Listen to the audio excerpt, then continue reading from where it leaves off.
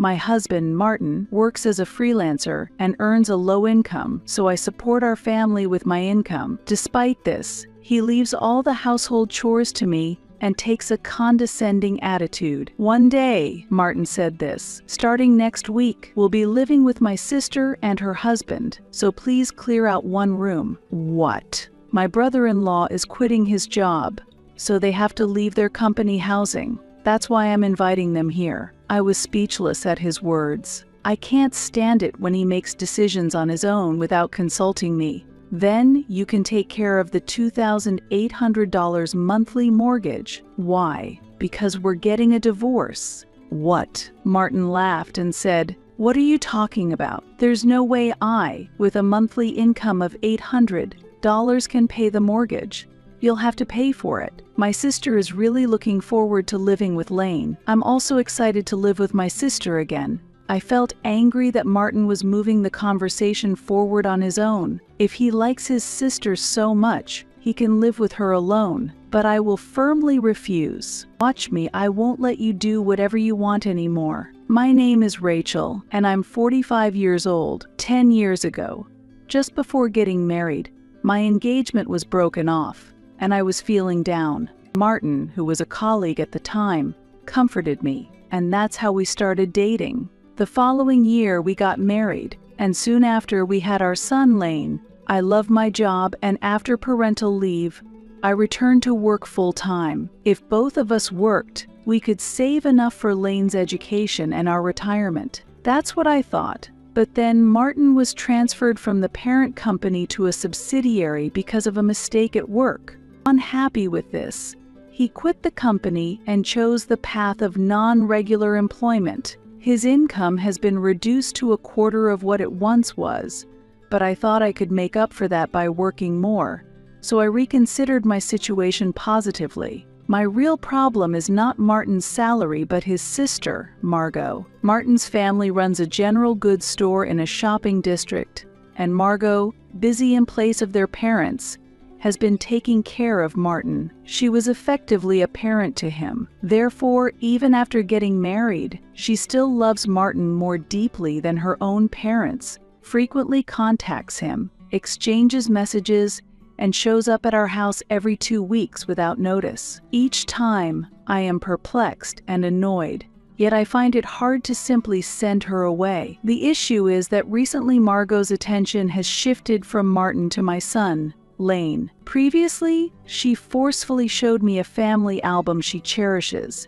and I was surprised to see how much Lane, as a young child, resembles Martin at that age. Margot has been beautiful even at her age of 53, and when she removes her flashy makeup, she looks similar to Martin. Despite her well-kept appearance, she seems inwardly disappointed by Martin's transformation into a middle-aged man with a beard, but she is very pleased because her nephew is increasingly resembling her younger brother as a child. Therefore, when she arrives unannounced and Lane is not home, she is clearly in a bad mood. Lane is still at soccer practice at this time? He's only 9, poor thing, she says, sitting on the sofa in a frilly, lace-adorned dress, her pink lips pouting in dissatisfaction. "It was recommended by a friend, and it's only 6 p.m. I responded. A third grader should be in bed by 8 p.m. That's not possible, he has homework. Kids these days are busier than in the past. Margot has a condition that makes her infertile, and after several years of trying to conceive, it seems she gave up. So I understand she's not familiar with modern parenting, but she frequently interferes otherwise, and she usually visits during dinner time. Her husband is away on business, and she targets our home to have her meals, and almost invariably, she criticizes the cooking. Ah, sweet and sour pork with bean sprouts and ham salad? I would use cucumber and pickled mustard plants, she says. My sister is good at cooking, that's for sure. This is tasty, but it could use a bit more salt.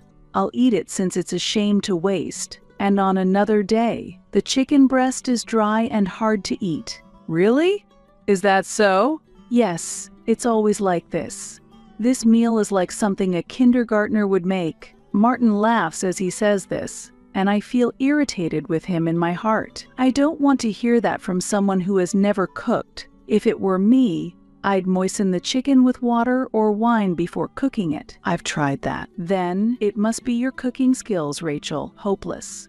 Margot and Martin burst into laughter together. After finishing the meal, they make unnecessary comments. Rachel, since Martin is letting you eat with him, you should think more about nutrition when you prepare meals, right, Martin? Yeah. Martin, sitting next to me, gives an awkward smile, seemingly embarrassed. You may not know this, sister-in-law, but actually, I'm the one supporting Martin. And when Lane returns, Margot starts making a fuss. Lane, it's been a while. Show your face to Auntie. Ah, you really do look just like your dad when he was young. You'll definitely be handsome in the future. What about becoming an idol? No, I'm going to be a soccer player. Ah, what a waste. Have you grown taller? Your skin is smooth, your eyelashes long, and your hair silky. Very nice. Margot keeps touching Lane's face and hair, and Lane, with a forced smile, looks at me, unable to hide his discomfort, seeking help. I was washing dishes, but I wiped my hands and rushed over to pull Lane away from Margot. Please stop, sister-in-law. Lane is uncomfortable. It was just a little touch. That should be okay, right, Martin? Yeah, let her touch him a little.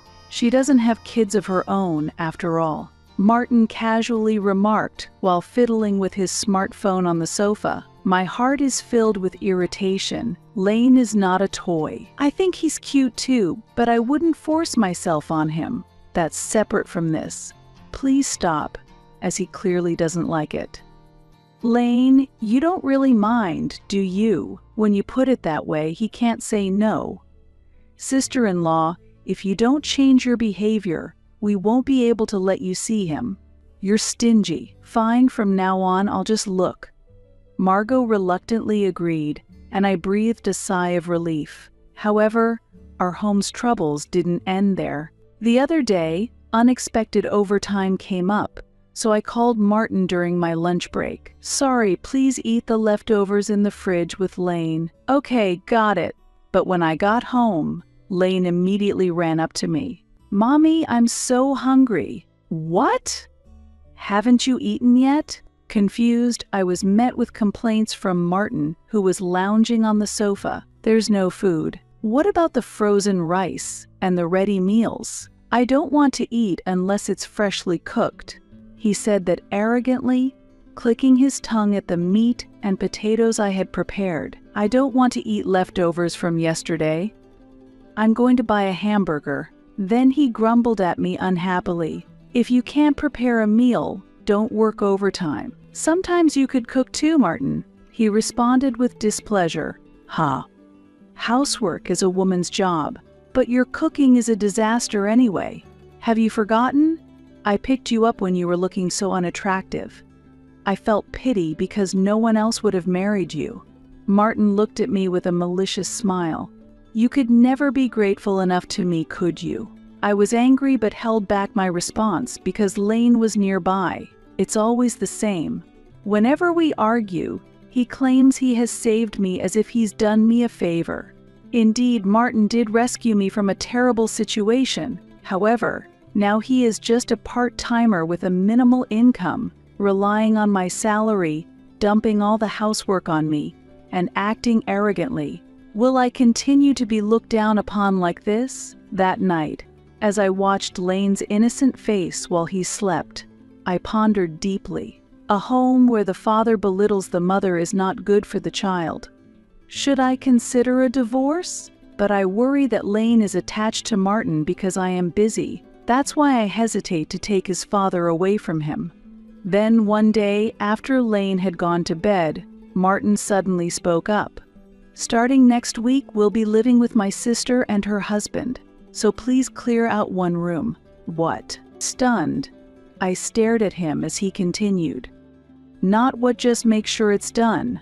I haven't heard about this. That's why I'm telling you now. Martin was somewhat irritated as he said that. My brother-in-law has to quit his job and leave their company housing. That's why I'm inviting them here. I told them they could stay as long as they like. I was shocked. What was he thinking? Proceeding with things without my permission. I forced a smile and said to Martin, "Then you can take care of the monthly mortgage of $2,800. Why? I'm getting a divorce.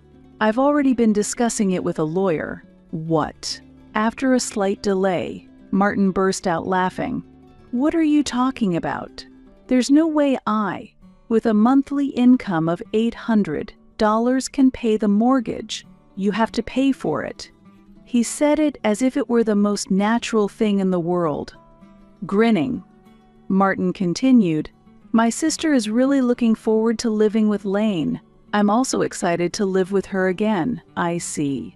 I felt angry as Martin unilaterally moved the conversation forward. Enough was enough. If he loves his sister so much, he can live with her alone, but I will firmly refuse. Watch me, I won't let you do as you please anymore.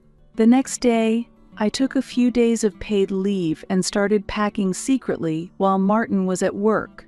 I contacted my parents and discussed whether I could temporarily take refuge at their home, revealing Margot's excessive attachment to Lane, which angered them more than me. Is she treating our precious grandson like a pet? She really is a creepy person.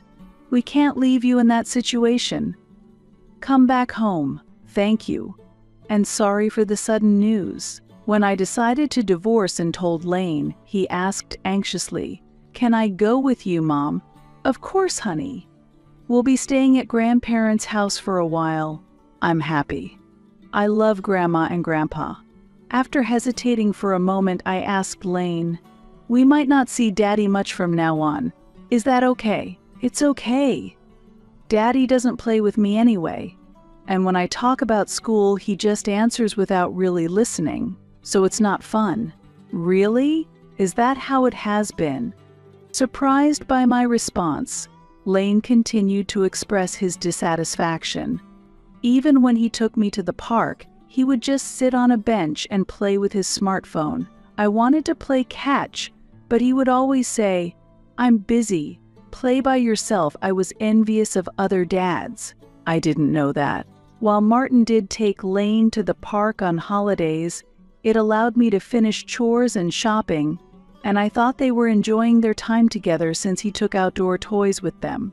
If he's not fulfilling his role as a father either, then there's no reason to stay with Martin. Fortunately, my parents live in a nearby town, so Lane can continue attending the same school and go to his soccer classes, which is a relief. I moved to my parents' house, transferred the house title to Martin, updated the address, and picked up the necessary divorce papers from the local office. The divorce process involves not only signatures but also the division of shared assets. We'll need to determine the house's sale price and split the amount left after paying off the mortgage evenly between Martin and myself. Furthermore, we need to discuss and decide on the amount of child support for Lane. A lawyer familiar with divorce, who was a friend of my father, would meet with me on my day off for consultation. After moving out, one day while heading home from work, I was shocked to see an unbelievable number of missed calls and messages on my phone in just a few hours. The voicemail left by Martin was pitiful. "Rachel, the bill for the house mortgage of $2,800 came. Didn't I say I can't pay it?" Sighing, I drove toward the house. Although he sounded almost tearful on the phone, Martin was as arrogant as ever when I met him. "Hey, why is the house mortgage billed to me? Isn't this house in your name?" Before I could even sit down on the sofa, he started yelling, "Yes, it's in my name. But you decided on your own to let your sister and her husband live here." "Of course. This house is mine too. What's wrong with living with family? We should help each other in times of need. Then I'll call my parents to come live here next week. They are getting old, and I'm worried about them." "That's okay, right?" Martin's eyes widened in anger. "What are you talking about? That's impossible. I absolutely won't allow your parents to live with us. See, Martin? You react the same way I do. Martin looked displeased by my words. Even so, to want a divorce for that reason, isn't that too arbitrary? We have a child. You'd be taking his father away from him. I've endured a lot too, and I've thought carefully about Lane. But I can no longer tolerate your arbitrary attitude, I responded in a calm voice. Anyway, I've already left the house. So transferring the house into your name is the natural next step. You left without my permission, isn't that crazy? I'll forgive you now, so come back quickly with Lane. Without permission? The irony almost made me laugh. After a silence, Martin lowered his voice. Hey, aren't you misunderstanding something? What? Nobody told you to leave. Suddenly showing a sweet smile, Martin softened his tone. My sister didn't mean to drive you out. So come back, do the household chores, and contribute financially to the house like before. 2 more people won't make much difference. We have spare rooms, after all. The house does have spare rooms, that's true, right? It's only sensible to use them effectively. But the mortgage of $2,800 is a bit too high, isn't it? Watching Martin shrug, I replied with a mixture of astonishment and annoyance. That high mortgage was your doing. What? Is it my fault? I said a prefabricated house with a garden would have been enough. You were the one persuaded by the builder's staff to go for a luxurious specification. Martin frowned, and I responded coldly. You were the one who wanted to build a 5-bedroom house 5 minutes walk from the station, with a rooftop, a large garden, and a basement. And you wanted to use expensive materials from abroad for the wallpaper and flooring. It's only natural that the mortgage would be high with all those specifications. Sure, but I had to do that much to brag to my colleagues and subordinates. Martin spoke with an air of arrogance, as if it were the most natural thing. I was able to take out that loan because I was a chief at a major company. Yes, that's true, but within less than 2 years you were transferred to a subsidiary, and then you became a freelancer. When your salary decreased, I had to switch from part-time to full-time to pay for that house's mortgage. Family supports each other, that's normal. Without showing any gratitude, Martin haughtily retorted. So, letting my sister and her husband live with us is also normal. And yet, you're against it. You really are a cold person. My anger peaked, and I raised my voice. So, when is your brother-in-law planning to find a job? And your sister is going to start working too, right? How am I supposed to ask them that? I should just take care of them forever. Martin replied casually. Obviously, you should provide all the money for the house. As a housewife, you should be able to manage that much. Think of it as returning the favor for everything my sister has done for me. Feeling dizzy, I pressed my forehead and closed my eyes. You might have been taken care of by her, but to me she was just being snide. She's always been so fond of Lane, that's strange. Martin laughed mockingly. When you're at work and Lane feels lonely, my sister comes to see him. How about we make Lane her adopted son? Then we'd truly be family. I couldn't believe my ears. Are you serious? Why not? You'll still be mom and my sister will be mama even if he's adopted. We'd still live in the same house. Nothing changes. Lane would be happy. He could brag about having a beautiful mama. Martin smirked, stood up, and commanded loudly. So bring Lane back. If you want a divorce, leave Lane here. You'll have to send child support, house mortgage, and our living expenses to my account every month. That's the minimum condition. Do you think I would ever agree to that? If you can't do that, I won't consent to the divorce. Martin asserted, and I laughed lightly in response.